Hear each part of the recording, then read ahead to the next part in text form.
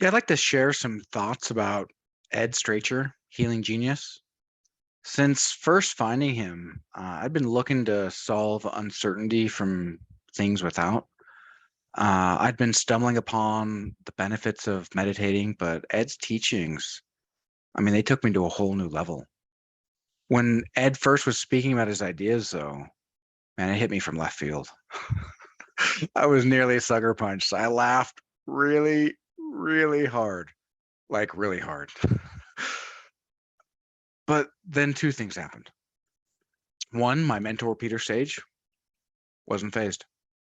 In fact, he had a smirk on his face, like he wasn't surprised by anything he was hearing. And then two, I hear Sadhguru, somebody whose philosophy I've listened to a lot.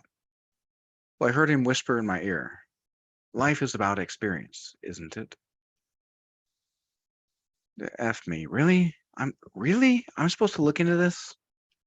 Man, so I suspended my disbelief enough to be an open-minded skeptic. I may sniff the food, but I'll take a bite, see what happens. And man, once I did, I mean, the meditations just seduced me. I couldn't help but feel my soul vibrate brighter. I felt stronger. I felt more clear. I felt I felt like I could actually engage with my goals and start to make them manifest in the world. Ed took us through an exercise where we transform all misinformation and bad, unconstructive thoughts into higher wisdom and deeper intelligence. It was the craziest feeling going through that. My skull felt like the sutures were kind of being rearranged a bit, just enough to have sharper angles to be more geometrically aligned. Exactly what Sadhguru said happens in proper alignment.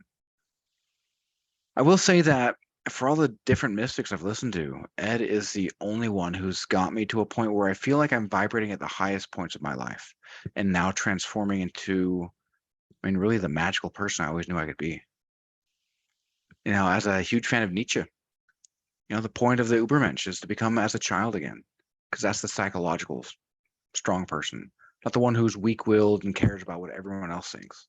One who's got the strength of mind to go inside, be their own hero of their own story, share that love, share that massive heart with others. That's also what Ed teaches, right? There's a lot of higher philosophical minds that end up at the same destination Ed does, but Ed uses a lot less rhetoric, unlike me. Love you, Ed. Thanks, man.